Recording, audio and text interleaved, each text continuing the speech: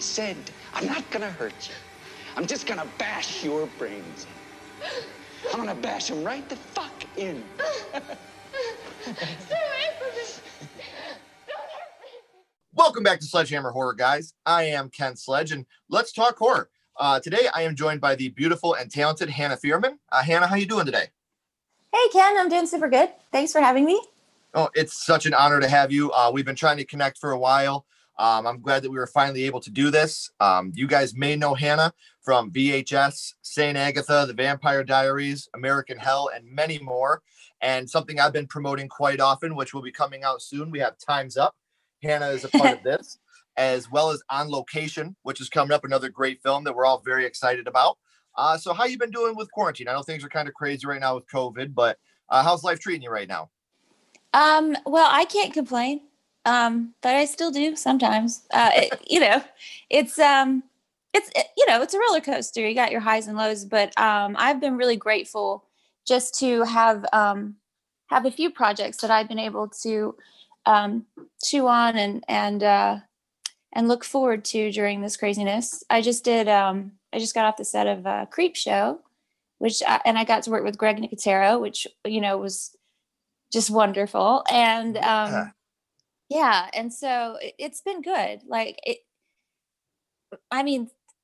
done 2 TV shows and the lead in one feature, and I'm about to do another one. So it really hasn't slowed me down that much, I think, considering, even though there was that long stint of nothingness right at the beginning. But highs and lows. So with Creep Show, are you part of season 2, or was it part of the holiday episode coming up? Season 2. That's awesome. I'm very excited. I was a big fan of season 1. Obviously, growing up, I'm a very big Creep Show fan. So it's going to be really cool to see. I didn't know you were a part of that. That's so awesome. I'm so happy for you. Yeah, I didn't know either. They just called me up and didn't even ask me to audition. They were just like, hey, you want to do this? And I was like, yes. Right. Oh, that is so rad. So I'm so excited to see. Anytime you have any information, please let me know. I'd be happy to promote it all for you. I'm so happy that you're doing that. Do we have any type of release date on when season 2 is going to be coming around? Next year sometime, probably? I have no idea, really. I think that they're done shooting it, though, from what I understand. But yeah, I looked it up today and I couldn't find anything. Everything I read was just like, we don't know. Right. And yeah. That's such a cool experience. You're forever in the Creep Show timeline now, and you got to work with Greg Nicotero. For those of you that don't know, big special effects guy, did a lot of work with The Walking Dead, among many other things. A director, he was amazing director. So that's really cool. That's another feather in your cap. You're gonna have a lot of those here soon. So you have worked a lot in horror, but I would like to know where that started for you. We were here to talk about your first horror movie, and your first horror movie was Here's Johnny. The Shining. The Shining, yeah. And a schedule book. The Overlook Hotel. Oh my gosh. Is that legit? Yeah. Is that? Oh, wow. That's incredible. That's everybody cool. That I schedule, I put in there. So we're talking about The Shining, the first horror movie that you watched. Do you remember how old you were the first time you seen it? I think I was around.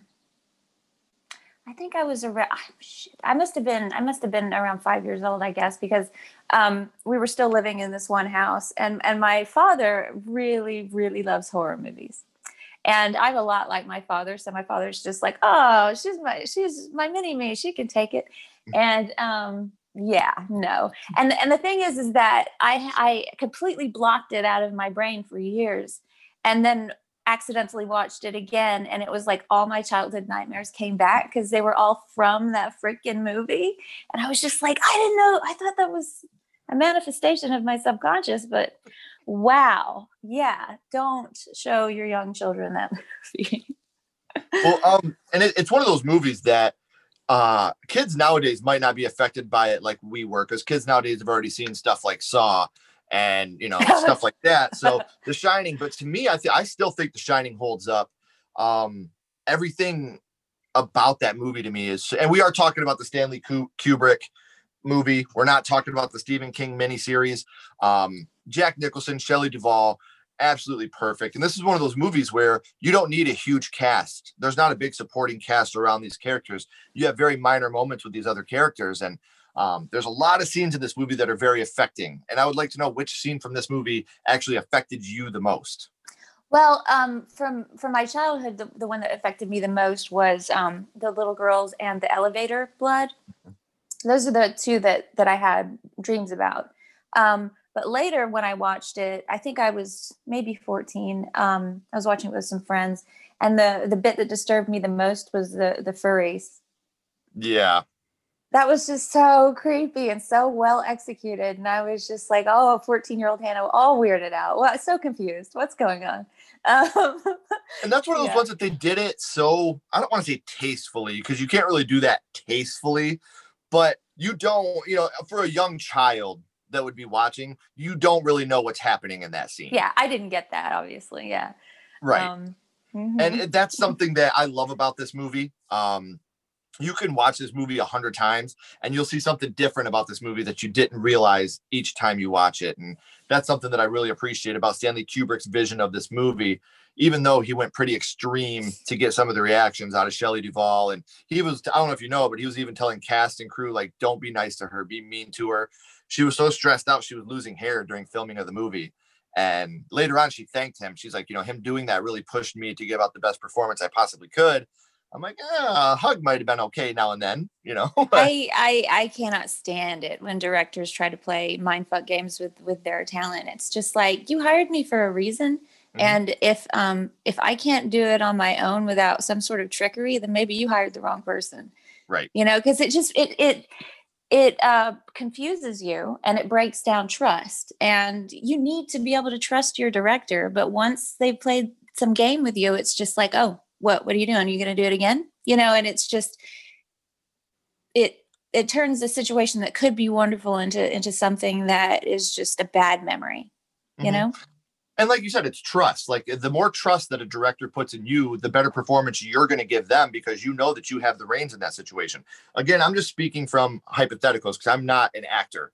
So I can't put myself in the position that you're in. But just from stories I've heard and the people that I've been able to be lucky enough to be around, that's what I hear. The more reins that the director gives an actor, the better performance they're going to give, because they know that trust is there. And you're letting me do what I do, and you're putting that trust in me. I'm going to give you 100% every single time. Absolutely. And, I might not do something absolutely perfectly, but, we can work out a way to where you can get it. And like I said, otherwise, then maybe I wasn't the actor wasn't the right fit for the role. I had a couple of directors try to play mind games with me once, and I just took them aside and I was just like, what the heck are you doing? Right. Why, separate the actors and tell one actor to do one thing and the other actor to do the other. And then it just doesn't work because we're not doing the same scene. Sure. And I was so pissed off. And he never did it again. It was fine. And and another director was just like trying to separate me from some of the other actors because I was playing the bad guy. And I'm just like, and they were playing the good guys. And I was just like, we're going to be hanging out on set anyway. So if you just keep us in different locations, it's not going to stop us from bonding if we're going to bond. It's not real life, guys, Well, and I think that even like you said, if you're playing a villain and you got heroes, or however you want to word it, heels and faces, you always have to have that chemistry no matter what. You can't just go in there not knowing each other or not knowing each other's style and expect you to bounce off each other. That's just not how it works. And that goes with anything, not just acting. That goes, work in general. Any type of teamwork, you always want to have a chemistry, a quarterback and a wide receiver. That's why they don't just sign quarterbacks like that and expect to win a Super Bowl. I mean, I know I'm using a really weird analogy here. No, I like it. You got to build that chemistry together. It's chemistry, it's communication style. It's, you got to be able to communicate within an instant and have it be very intuitive. And I think that's so important. And it's funny because with television, a lot of the times you show up and you got to make out with a stranger that you just met. And it's just like, but you're a bit mentally prepared for that when it's a fast-paced television show. But with a feature with people that you have to work with for a month straight, yeah, you got to have a little bit of time together and working out what it is, the magic between you that's going to happen. Yeah, and I can see that. I can completely see that. And if a director wants to get the best, your name's on it. You should want to get the best product you absolutely can.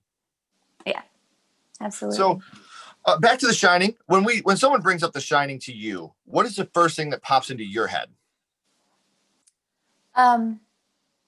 The two little girls in the elevator and Jack Nicholson. Like, yeah, I think that's it.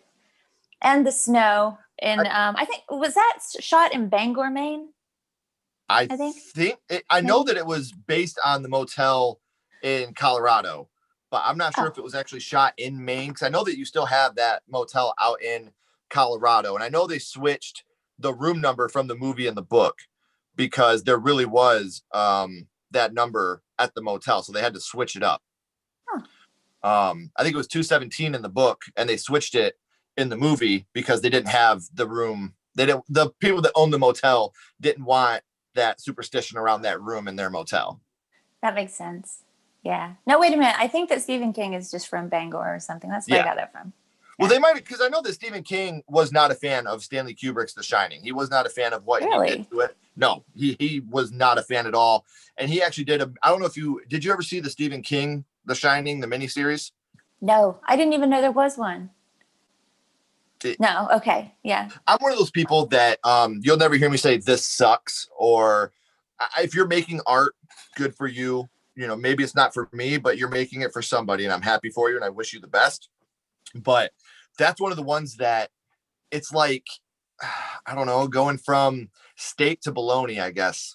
Some people prefer bologna, but I like the steak more, Isn't that funny? It's like the writer for the Highlander, I mean, in my opinion, the first two Highlanders are way the best. And and most people, and the first one is what made the franchise so famous. And there can be only one. There could be only one, and it was the first one, and it was amazing. But the writer I spoke to years ago, and he was just like, "No, the third one was the movie. That was the movie I was trying to get made," and blah blah blah. And I was like, "How? Okay." Right. Well, it's funny how people's opinions are, and that's honestly, I've talked about this on the podcast a lot. The horror community is so amazing. Like, to me, it's the best community in the whole world. You don't get rom-com con, but you get horror cons. That's what this community means to everybody. People will go out and dress up, and they'll wait in lines just to shake someone's hand and tell them how much their movie affected them. And I love this community so much. And the difference in opinion and how people could still be, I get a lot of shit talk to me because Nightmare on Elm Street 4 is my favorite Nightmare on Elm Street. I think that one's absolutely amazing. And I have everybody else is the Dream Warriors, and that's fine. But it's fun to have that fun argument about it. This is one of those scenes where you can have fun and everybody is still loving, and which is funny because we're talking about movies where people are getting their faces ripped off, but you're so loving and kind about it that it really is so much fun being a part of the horror community. Yeah. Yeah. You got your sub genres, it's just like, well, I like body horror. Well, I like the really vicious shit, I don't know. Yeah, it's fascinating. And then people will get really passionate about it and argue about it and have such strong opinions about it. And it's just fun. It's just fun to listen to. I myself am not a huge horror fan. I like some, but I'm not like, I don't like everything horror. I don't like go seek it out. I get frightened really easily, but okay. I really like to act in horror movies because of the flexibility within the genre, because the fans will give you a shot if you're a no name with, with a cheap camera and it turns out to be terrifying and good. They're going to embrace that and reward you for it. And continue to support your work. And it's wonderful. It's absolutely wonderful. Yeah, it really is. And like you said, look at, VHS, for example, or the Blair Witch Project. These movies are, if you're in Hollywood looking in, you're thinking these are nothing. But these movies blew up to where Paranormal Activity is another example. These movies blow up and make so much money because of how dedicated the horror fans are to something that really means a lot to them. Yeah, they're making a VHS 4. Siren was a spinoff from my segment that I did back in it came out in 2016. It's just like, it just, and I mean, I went into it just being like, well, I want to work with David Bruckner, and you know, maybe I'll meet some other directors because it's an anthology, and you know, maybe I'll get to work with them at some point.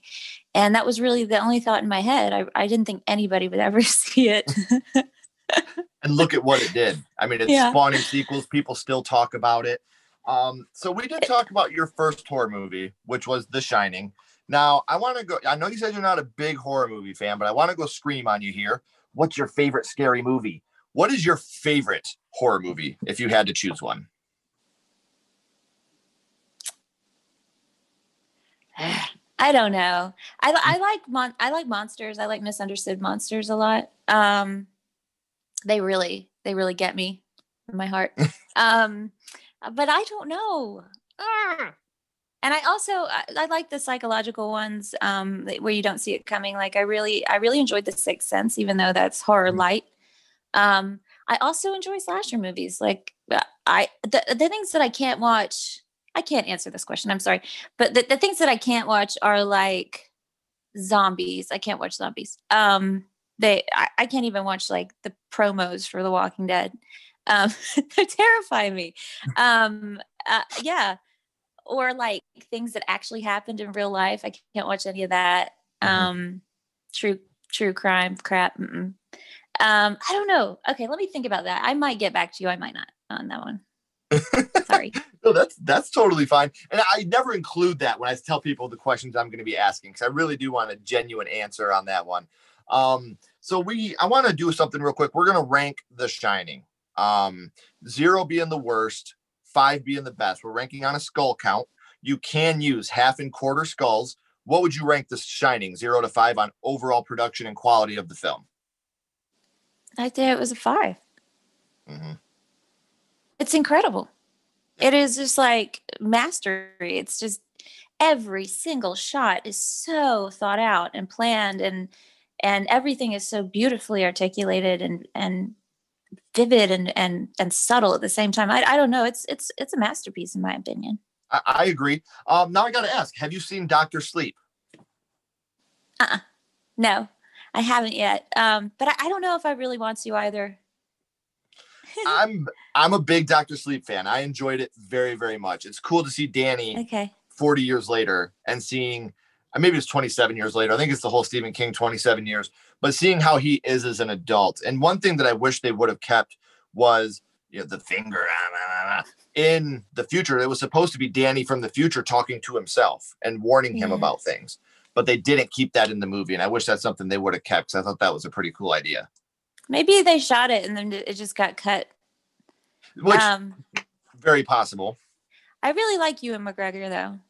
Mm-hmm. Yeah. So I don't know. Maybe at some point I'll watch it, but I'm pretty sure my husband's already watched it, and I'm not going to watch it by myself. It'll just get turned off. It's just, I'll just be like, you know, right, crying and screaming by myself and turn it off. And it's one of those movies though that, I mean, it's a sequel to The Shining, obviously, but it's not like down your throat The Shining. It's its own movie, but there's one scene where they go back to the motel and Ewan McGregor looks through the door and you totally get that Here's Johnny vibe. And there's a total part where he is at the bar and he's talking to his dad. And it's such an amazing scene. Like, if you eventually decide to watch it, please let me know what you thought, because I would love to know what you thought of that film. Okay, well, you're kind of selling me on it. All right, don't tell me anything else. Deal. So again, I want to thank you so much for coming on. This is something that really has meant a lot to me. It's something that I've wanted to have you on here for a long time. One final question before I let you go. We're talking about The Shining. What is your favorite scene? We talked about which scene affected you the most. What's your favorite scene from The Shining? Maybe the typewriter scene. I just like his use of the wide open spaces and then the claustrophobia in some spaces, and it just sort of goes back and forth. Honestly, I haven't seen this movie since I was 14 years old. Like, right. I didn't go back and rewatch it for this interview, so I'm going off of stuff that is just so implanted in my brain. But I remember just thinking that was, really clever and terrifying and so simple. Just the way that he acts towards her, with the, if you hear this, you don't have to come in here. He's like, so now why don't you start and get the fuck out? And you're just like, oh my God, what an asshole. He's so good. He was so perfect for that. And so was she. They're just wonderful. Yeah, they play off each other so well because she really is that soft-spoken, kind-hearted, and he's just that. You can feel the anger boiling in him before they even get to the motel. Before they even get to the Overlook, you can just feel that shortness of patience and anger boiling in him. Yeah, and yet you still like him better than her, and it's just so not fair. It's just, how messed up is that? I don't know. Right. I totally agree. So everybody, thank you again, Hannah, for coming on. Everybody, make sure you're clicking down here in the description. I have her social media links. Make sure you're following her so you can stay up to date on everything that she's doing. Don't go anywhere, Hannah. I do got a couple more questions for you. Everybody else, keep talking horror, stay what you are, and we'll see you guys soon. Bye.